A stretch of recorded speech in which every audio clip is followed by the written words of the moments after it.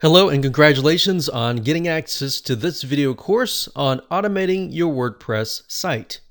So before we get started, I want to give you a quick videos overview of what's inside this video course so you know exactly what to expect, and then you can piece it all together at a faster rate. So obviously this is video number 1, and video number 2, which is the next video, we're going to talk about the different automation scenarios. Now I put this particular video in here for a reason, and the reason is some of you may already know exactly what you want to automate via the videos 3, 4, 5, 6, 7, but some of you may have no idea what to automate. So this video is going to help you expand your mind and understand kind of what's available to you and what's going to happen so that you can plan ahead. In video number 3, we'll talk about website maintenance automation. What this includes are things like updating themes, updating plugins, doing backups, doing just the things that you can automate, but if you were not to automate it, it would just take up a lot of time.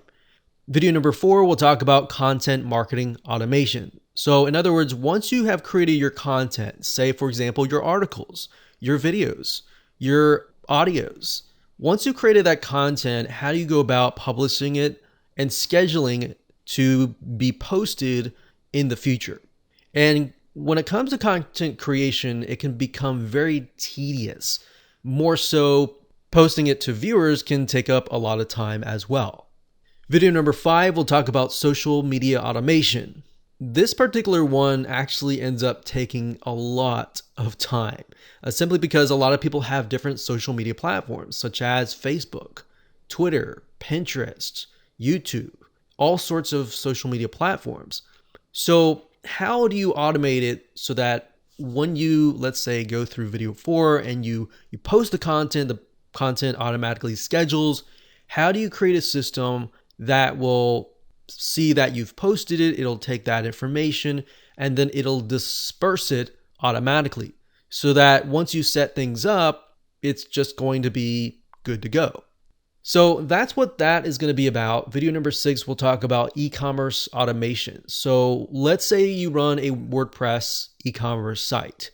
Those sites are going to be very different than if you were running something like an informational site. So the needs would be very different. So that's why we're making these different videos to fit and fulfill different needs. We'll talk about different e-commerce shopping carts. How do you go about automating those? Different ideas where you can automate and cut down on a lot of time that you would have to manually do, like little tasks here and there. Video number 7, we'll talk about membership automation. So in this case, let's say, for example, that you run a WordPress membership site. You have a community. So how do you go about automating that community as much as possible? Obviously, there's not going to be everything that you can automate. Some things you will just have to do using your hands, but some things you can. And some things that you think you can't, you really can.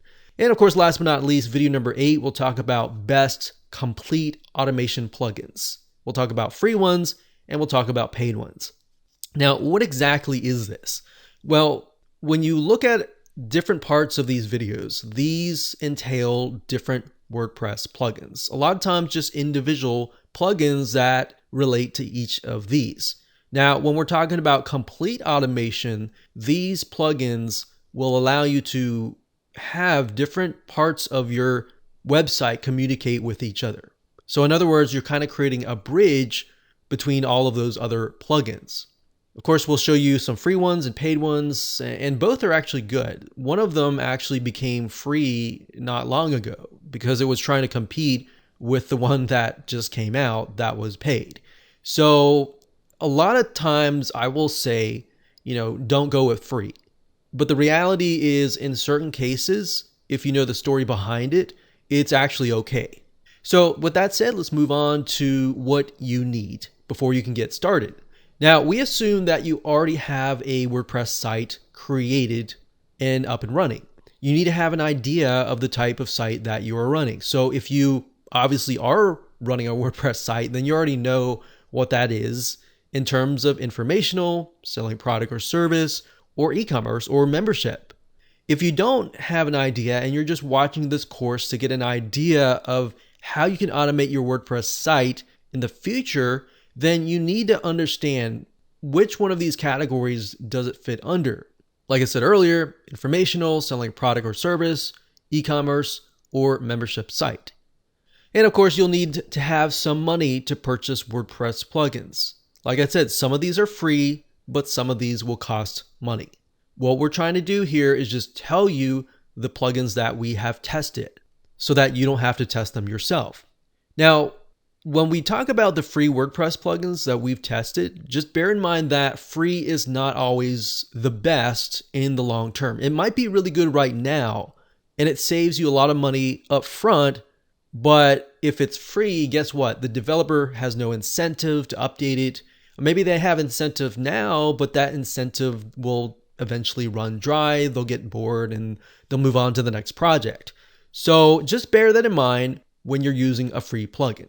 All right, so let's move on to video number 2.